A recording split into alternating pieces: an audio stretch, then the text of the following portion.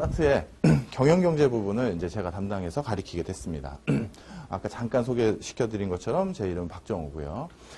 사트에서 시사상식 중에서 경영경제랑 과학상식을 이제 주로 이제 많은 학원가에서 이렇게 그 비중 있게 다루고 나머지 것들은 알아서 공부해라 뭐 이런 틀을 하는데요. 그 이유가 있습니다. 뭐 집계한 통계 방식에 따라 약간의 차이가 있는데 이번 평일반 수업의 이제 주 교재인 에듀스 책의 앞부분에 보시면 그 직무상식 부분에서 경영경제 파트가 한 30% 좀 넘는다라고 나와 있어요. 그러니까 수많은 시사상식 중에서 경영경제 쪽이 차지하는 비중이 제일 큽니다. 그러니까 이쪽을 대비하는 게 당연히 효율적인 학습이 되겠죠. 그런 의미가 있고요. 이 수치는 예를 들어서 저희 쪽 교재는 어떻게 집계를 해봤냐 하면 우리 사지선다형이잖아요. 사지선다형 중에서 하나의 보기만 예를 들어서 경영경제와 관련된 거다. 그럴 수 있지 않습니까? 뭐 문화예술 물어보고 세 번째 보기만 뭐 경영이나 경제와 관련됐다. 그것도 경영경제라고 카운트하면 무려 40% 가까이 돼요. 그것은 역시 기업 현장에서 필요한 실무자를 뽑는 시험이기 때문에 당연히 실무 지식 아니면 실무에 적용 가능성이 높은 지식을 당연히 많이 물어볼 수밖에 없습니다. 뭐 때로는 취업 관련한 커뮤니티 이런 데서 이거 너무 편파적인 거 아니냐, 상경계가 저기 좀 편한 거 아니냐 이런 생각들 많이 하시고 푸념도 많이 하시는데 물론 객관성을 중요시해야 되는 국가 공직 시험이나 이런 것들이라면 만약에 그런 것들이 조정이 되겠죠. 그런데 이건 그런 게 아니거든요. 삼성에서 진짜 필요한 인재를 뽑는 시험이기 때문에 본인들이 판단했었을 때 이 지식이 더 많이 필요하다. 그럼 많이 늘리는 거예요. 그래서 이런 것들은 푸념을 한다고 중요한 게 아니라 우리가 대비를 해야 된다. 이렇게 생각을 해주시면 좋을 것 같습니다. 자, 그렇다면 저희가 갈 길이 멀립니다. 그 수많은 경영 경제 내용 중에서 우리가 뭘 배워야 되느냐? 그게 제일 중요하잖아요. 당연히 우리 고등학교 때 배웠던 그 영어 단어 책 유명한 거 있습니다. 뭐죠? 우선순위 영단어 뭐 이런 책 기억하실 거예요. 그래서 저희가 추출했던 내용은 뭐냐면 경제학 원론만 한 학기 분량이고요. 경영학 원론만 한 학기 분량입니다. 그거를 아주 브리프하게 스타트에 도움되는 형태로 내기 위해서는 빈출도가 굉장히 높았던 개념들을 잡아드리는 게 제일 중요하다. 이렇게 생각이 들었어요. 어느 정도 빈출도가 높냐? 이렇게 생각하시면 됩니다. 이번 상반기에 예를 들어 사트 시험에서 제가 이제 이번에 다룰 것들 중에서 경제는 가격 변동, 환율, 그 다음에 물가, 그 다음에 금리 이 네 가지 4대 변수를 가르쳐 드릴 거예요. 이것들 중에서 뭐 예를 들어 환율이 이번 상반기에 나올 가능성 거의 100%에 가깝다. 근데 만약에 정말 운이 안 좋아서 상반기에 안 났다. 그러면 하반기에 나오는 것은 거의 200%다. 이 정도 수준으로 그만큼 빈출도가 높은 것들을 저희가 개념을 추출한 거예요. 그것은 뭐 제가 자의적으로 판단한 것은 아니고요. 사트를 누가 출제를 하냐면 전년도 전분기 또는 그런 사트 응시생 중에서 최종 삼성을 입사한 사람 중에 최상위 고득점자들이 사트를 출제하러 들어갑니다. 그러다 보니까 뭐 제 학교 후배님들 중에서 또 그렇게 출중한 분들이 계셔서 들어갈 경우 물어보기도 하고요. 그리고 요즘은 후기들을 너무나 정확하게 또 남겨주세요. 뭐 취보 아니면 어디 이런 거 다 하다 보면 공통적으로 똑같은 얘기를 하는 것들이 있거든요. 그때 뭐 위안화 절상된 게 그러니까 그건 거 맞나요? 여기서 그렇게 돼 있는데 저쪽 게시판에도 갔더니 또 그걸 물어보는 거예요. 뭐 위안화가 절상됐다는 거 우리 화폐의 가치가 어떻게 됐다는 얘기 아닌가요? 뭐 하면서 그러면 또 환율 문제가 나왔구나. 이런 식으로 저희가 그걸 복원하는 겁니다. 그래서 한 4년 5년 동안 저희가 확인을 해본 결과 경제학에서는 어떤 것들을 일단 먼저 배우고 그걸로 다 된다는 게 아니라 일단 이건 알아야 되지 않겠냐. 그리고 본인이 시간이 남으면 그걸 한두 개 더 배우시든지 아니면 이런 책이나 다른 책에서 나와 있는 주요 개념을 훑어보시는 게 훨씬 유효하다는 것이죠. 그래서 강의는 그런 컨셉으로 제일 중요한 빈출 개념들을 잡아왔다. 이렇게 보시면 되고요. 경영은 또 어떻게 구성되는지 경영 시작하기 전에 말씀을 드리도록 할게요. 자, 그러면 아까 살짝 말씀드린 것처럼 오늘 저랑 해야 되는 것들이 일반적으로 환율, 물가, 금리 그리고 가격에 대한 이해 요 네 가지를 주로 할 겁니다. 그래서 그 네 가지들을 경제에서 저희가 주로 배울 거고요. 경영 부분은 크게 요것들 중에서 가장 기초적인 이론들을 한번 크게 빨리 리뷰를 해드린다. 이렇게 보시면 될 것 같습니다. 그래서 오늘 크게 이 두 가지를 말씀을 드리면서 또 하여튼 뭐 강의가 좀 말이 빠르더라도 최대한 이렇게 많은 것들을 전달을 해드리려고 하니까요. 뭐 녹음하는 거 이런 거 절대 결례가 아니니까 녹음하시고 싶으면 녹음하셔도 되고 뭐 알아서들 하세요. 상관없습니다. 지금 우리 시험이 얼마 안 남았다. 이렇게 보시면 됩니다. 자, 일단 제가 이 그 물가, 환율, 금리 그다음에 또 뭐죠? 그 가격 변동 이것에 대해서 설명을 해드리는 방식이 여러 가지가 있는데요. 우리가 대학원 예를 들어서 환율 문제를 다루는 전공자다 그러면 환율 이론만 해도 한 3, 40여 가지가 됩니다. 근데 우리는 그게 필요 있는 게 아니라요. 이것을 이해를 하셔야 되는데 우리는 학자가 되고자 여기 모인 것이 아니라 그냥 실무자로서 경제 현상을 이해하고자 모인 거거든요. 그래서 실물 경제의 흐름을 이해하는 걸로 일단 포커스를 맞췄고요. 그다음 또 한 가지는 사트는 굉장히 짧은 시간 안에 답을 노출해야 됩니다. 그러니까 빨리 풀 수 있는 노하우를 말씀을 드려야 된다. 이게 제 두 가지 미션이었어요. 그래서 어떻게 했느냐? 방금 말씀드렸던 가격, 금리, 환율, 물가 이것을 딱 한 가지 툴을 가지고 시장 상황이 변했을 때 이런 것들이 어떻게 변하는지 그것을 설명을 드리는 걸로 오늘 컨셉을 잡았고요. 그래서 이제 문제를 제가 샘플 문제 이런 것들을 풀어드리면서 같이 한번 해볼 텐데 이 말씀이구나 하고 쉽게 이해를 하실 거다. 이렇게 보시면 될 것 같습니다. 그것들은 뭐냐 하면요. 우리 경제학을 전공한 사람들은 가장 기초적으로 얘기하는 수요 공급의 원리로 방금 말씀드렸던 그 네 가지 것들을 전부 다 설명을 해드린다. 이렇게 보시면 돼요. 그럼 수요 공급의 원리로 그걸 어떻게 설명을 하느냐. 우리가 뭐든지 이공계분들도 여기 좀 계실 것 같은데 그래프를 보면 X축과 Y축을 이제 우리가 표시를 해야 되잖아요. 이 X축과 Y축을 각각 가지고 뭘 표현하는 건지를 먼저 기억을 하셔야 되는데 여기가 제가 가격이라고 쓰면요. 여기는 거래량이 됩니다. 그리고요. 제가 여기다가 환율이라고 쓰잖아요. 그러면 여기는 외화량이 됩니다. 그리고 제가 여기다 물가라고 쓰잖아요. 그럼 여기에는 뭐가 된다? 국민소득 이렇게 해도 되고 우리가 더 친숙한 단어는 GDP다. 이렇게 이해해도 전혀 문제가 없습니다. 그 다음에 여기가 금리다. 제가 여기다 이렇게 Y축에다 금리를 쓰면 여기는 화폐량이다. 이렇게 보시면 될 것 같아요. 그래서 X축과 Y축에 각각 어떤 변수를 넣고 우리가 그래프를 그리냐 이거에 따라서만 차이가 있을 뿐이지 기본적으로 수요 곡선과 공급 곡선의 형태는 전부 다 이렇게 생겼습니다. 그러면 이렇게 생긴 것부터 원리를 설명을 해드리면서 하나하나씩 짚어드리도록 할게요.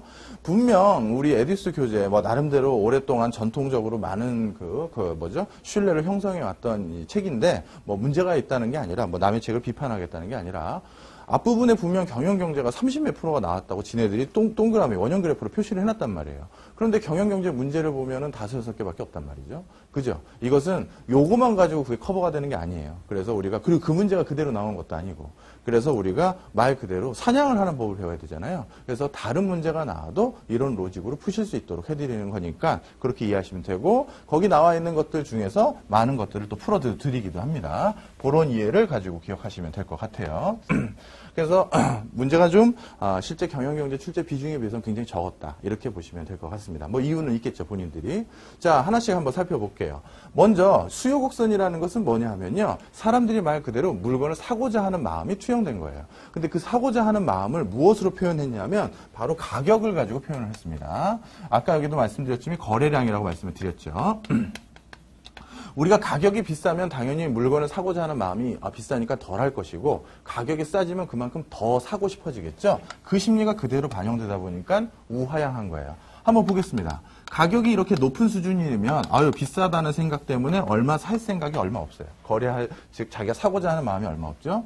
근데 가격이 낮아졌다. 그럼 어떻게 되느냐? 이제 싸졌네. P1으로 싸졌네라는 심리 때문에 물건을 더 사고자 하는 심리가 더 생깁니다. 그래서 물건을 수요하고자 하는 마음이 더 커져서 수요 곡선은 바로 이렇게 가격에 따라서 사람들이 물건을 사고자 하는 심리가 반영된 곡선이다. 이렇게 보시면 돼요.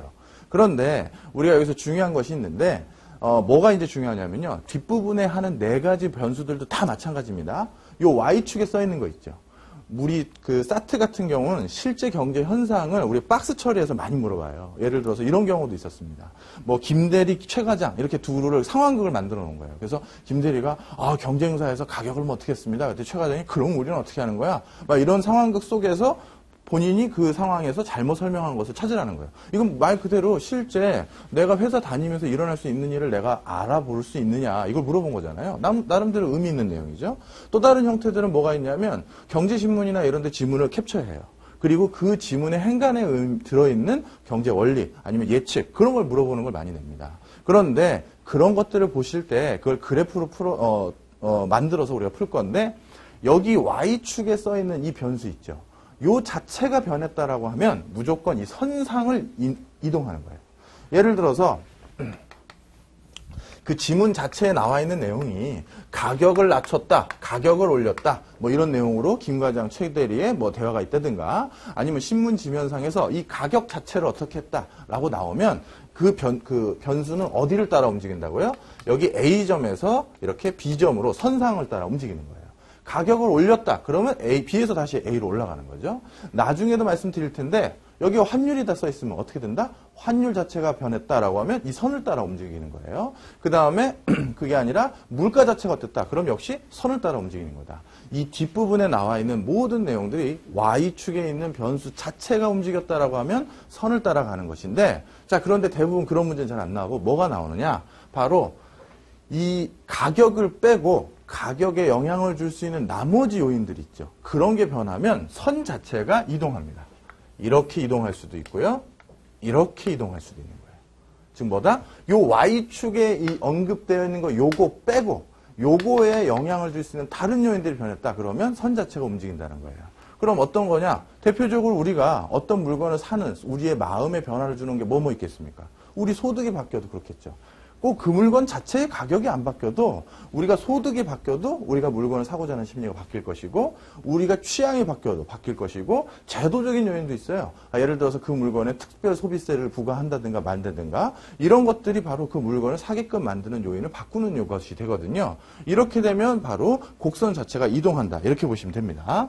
그러면 예를 들어서 이렇게 가격 자체가 변한다고 하면 선을 따라서 이 점에서 이 점으로 이렇게 A에서 B로 이동한다. 이런 의미인데요. 그게 아닌 즉 가격을 뺀 나머지가 변했을 땐 이렇게 곡선 자체를 이동시켜서 그 상황을 우리가 그래프화해야 된다. 이렇게 보시면 될 것 같아요. 자, 그런데 가격 변화를 이해하기 위해서는 이 수요 곡선만 가지고는 할 수가 없습니다. 우리가 가격이라는 건 어떻게 형성되냐면 물건을 사고자 하는 사람뿐만 아니라 팔고자 하는 사람이 만나야지만 가격이 형성되는 거잖아요. 시장 가격이. 예를 들어 어떤 사람이 저한테 이걸 10,000원에 판다고 하면 제가 사겠습니까? 그럼 그 10,000원은 공허한 외침인 거예요. 그런데 예를 들어서 이거를 뭐 500원이요. 그랬을 때 거래가 일어났다. 그럼 그게 500원이 가격인 거잖아요. 그래서 물건을 사고자 하는 사람 말고 물건을 팔고자 하는 사람의 심리가 있어야 되는데 그 팔고자 하는 사람의 심리가 반영된 게 바로 공급곡선입니다. 어떤 게 공급할 거냐, 어떻게. 그게 담겨져 있다는 거죠. 그럼 공급곡선 어떻게 생겼느냐? 이렇게 우상향하게 생겼습니다. 왜 이렇게 되냐? 당연하죠. 가격이 비싸면 당연히 더 많이 만들어 공급하고 싶겠죠. 지금 비싸니까 많이 갖다 만들어 팔면 비싼 돈을 받을 수가 있으니까요. 그래서 가격이 비싸면 공급을 더 많이 하고 싶지만 가격이 싸졌다. 그럼 어떻게 된다? 상대적으로 지금 만들어 갖다 팔아봤자 얼마 받지도 못하는데 하면서 공급을 덜 하고 싶어지는 거죠. 바로 그 심리가 그대로 담겨져 있는 거예요. 여기도 똑같습니다. 만약에 사트 지문에서 공급자가 가격 자체가 어떻게 돼서 이런 말이 나오잖아요. Y축에 있는 가격 자체가 어떻게 됐다? 그럼 어떻게 된다? 선상으로 이동을 하면서 상황을 생각하시면 되고요. 그게 아니라 공급자가 물건을 공급하고자 하는 심리가 가격이 아니라 다른 요인에 의해서 변해될 것이 있다. 그러면 어떻게 된다? 아까처럼 공급곡선 자체를 움직이는 거예요.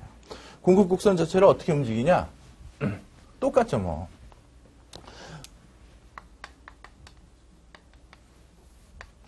공급곡선이 이렇게 생겼는데 공급을 더 많이 하는 그런 요인이 됐다 그러면 공급곡선 자체를 이렇게 오른쪽으로 이동시키는 거고요. 공급을 덜하게 됐다 하면 공급곡선 자체를 왼쪽으로 이동시키는 거예요. 그럼 왜 그러냐 하면 생각해 보세요. 같은 가격 수준이에요. 옛날보다 공급자가 뭔가 더 공급을 하고 싶어지는 상황이 생겼으면 이렇게 이동을 시켜야지만 공급량이 더 늘어난 거잖아요. 옛날에 비해서. 그죠?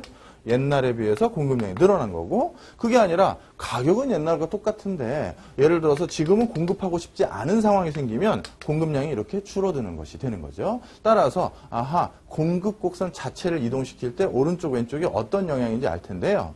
그러면 도대체 가격 말고 공급자가 물건을 더 공급할지 덜 공급할지 영향을 주는 요인들이 뭐냐? 이런 것들입니다. 원자재 가격. 예를 들어서 물건은 그냥 만드는 게 아니잖아요. 원자재를 투여해서 만들어야 되는데 원자재 가격이 점핑한 거예요. 아무리 삼성전자라고 하더라도 그 회사를 운영하는 데는 1년에 어떤 예산이라는 게 있습니다. 그런데 원자재 가격이 뛰면 물건을 더 많이 만들고 싶어도 그럴 수가 없겠죠. 예산 제약이 있으니까.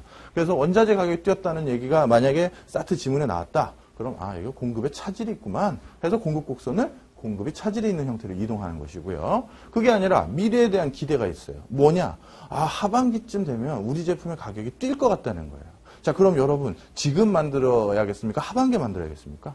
하반기에 만들어야 돼요. 왜냐하면 지금 만들고 지금도 팔고 하반기에도 또 팔면 되지. 이게 물론 제일 나이스하죠. 그런데 아까도 말씀드렸잖아요. 예산 제약이라는 게 있는 거예요. 물건이라는 건 본인들이 만들려면 그게 한도가 있고, 예를 들어서 제일 좋은 건 뭐냐면요. 미리 만들어 놓고 사람이 갖다 주문하면 그때 팔지. 그러면 또 저장 물류비도 들고요. 뭐 보관료도 들고 그렇습니다. 그래서 제일 좋은 건 따끈따끈할 때 갖다 파는 게 제일 좋거든요. 그래서 하반기에 출시하는 게 더 좋아요. 그래서 미래에 앞으로 물건 가격이 뛸 것 같다. 그러면 지금은 공급을 줄이고 나중에 공급을 늘리는 거다. 이렇게 보시면 되겠죠. 자, 그래서 이렇게 물건을 공급하는 사람이 제품 자체의 가격 자체를 가지고 뭐 얘기를 나온다. 지문에. 그러면 선 자체에서 이렇게 이동을 하는 거고요. 제품의 가격이 아니라 가격에 공급하는 데 영향을 주는 가격 이외의 요소 때문에 공급에 변화를 주면 공급 곡선 자체를 이렇게 이동한다. 이렇게 보시면 될 것 같아요. 자, 그래서 이 물건을 사고자 하는 사람과 팔고자 하는 사람의 마음이 만나는 점이 어딥니까? 이거잖아요. 이거는 물건을 사고자 하는 사람은 이 가격에서 요 가격에서 바로 요만큼 살 생각이 있었고, 그죠? 그리고 물건을 팔고자 하는 사람도 곡선이 이렇게 돼 있으니까 요 가격에서 요만큼 팔 생각이 있는데 딱 의사가 일치한 거니까 그러면 분필 몇 개 그 가격에 주십시오 하면서 거래가 되는 거잖아요. 그래서 이게 시장 가격과 시장에서 형성된 거래량이다. 이렇게 보시면 돼요. 그러면 우리 사트 문제들은 어떻게 되느냐? 제가 간략하게 한 줄 센텐스만 뽑아왔습니다. 근데 실제는 이렇게 표시가 안 되겠죠. 뭔가 이렇게 써 있어요. 로이터 통신에 따르면 지난 갑자기 달에 리비아에서 총성이 울리기 시작했다 하면서 장황하게 뭔가 이코노미스트나 파이낸셜 타임즈 이런 걸 캡처하겠죠. 그걸 가지고 우리말로 번역을 해서 이제 문제화하는 거예요. 그렇게 해외에서 변화가 있었을 때 삼성 직원으로서 우리 갤럭시 폰 가격 변화 아니면 삼성 중공업 엔지니어링 이런 플랜트 사업을 하는 곳에서 전반적인 시장 흐름을 얘가 읽을 수 있는지 그걸 문제화하는 거거든요. 자, 그러면 그런 식으로 하는 것들을 그냥 한 문장씩 제가 뽑아온 거예요. 지금은 우리가 이론을 좀 체크하기 위해서요. 그러면 이런 문제가 나왔다. 그리고 그 문제가 지문이나 어떤 상황극이나 아니면 어떤 도표나 그래프를 통해서 뭔가 원자재 가격이 변화됐고 문제 보기를 봤더니 그것으로 인해서 가격이 올랐냐 떨어졌느냐 시장의 거래량이 늘었느냐 줄었느냐 이런 식의 보기를 냈다. 그럼 여러분들은 다른 거 신경 쓸 거 없이 무조건 수요 공급 곡선을 여백에다 그리시면 되는 거예요. 그 다음에 1단계 해야 되는 건 뭐냐?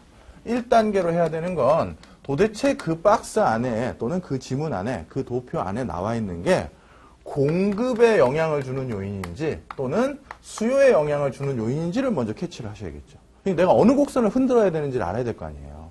그래서 그걸 먼저 확인하는 게 1단계고 그 다음에 2단계는 그럼 뭐냐? 아하, 공급이구나. 아하, 수요구나. 그걸 알았어요. 그 다음에 그걸 뭘 해야 되냐? 그럼 이게 도대체 공급을 늘릴 요인인 건지 줄일 요인인 건지 아니면 수요를 늘리는 요인인 건지 줄이는 요인인 건지 즉 이건지 둘 중에 하나를 확인하셔야 되는 거예요. 그래야지만 우리가 그래프의 이동을 결정할 수가 있거든요. 자, 그럼 보겠습니다. 요걸 가지고 한번 볼게요. 요건 어떻게 되느냐? 중동발 전쟁으로 인해서 원유 공급에 차질이 생겼다고? 근데 제품의 가격과 거래량이 어떻게 되나 물어봤네? 그러면 그냥 수요 공급 곡선을 그리시고, 실제 시험에서는 굳이 여기 가격이라고 쓸 필요도 없겠죠. 어차피 머릿속으로 다 아시니까. 여기 거래량이라고 쓸 필요도 없습니다. 근데 이제 저희 수업 처음 하는 거니까 이렇게 표현을 해볼게요. 자, 이렇게 하면서 저걸 한번 보는 겁니다. 자, 원유 공급에 차질이 생기면 이게 도대체 공급자와 수요자 중에서 누가 직접적인 영향을 받습니까? 공급자죠. 물건을 만들려면 원유를 가져다가 그걸 가지고 뭘 만들잖아요. 근데 원자재, 아주 중요한 기초 원자재를 못 얻어온 거잖아요. 그죠?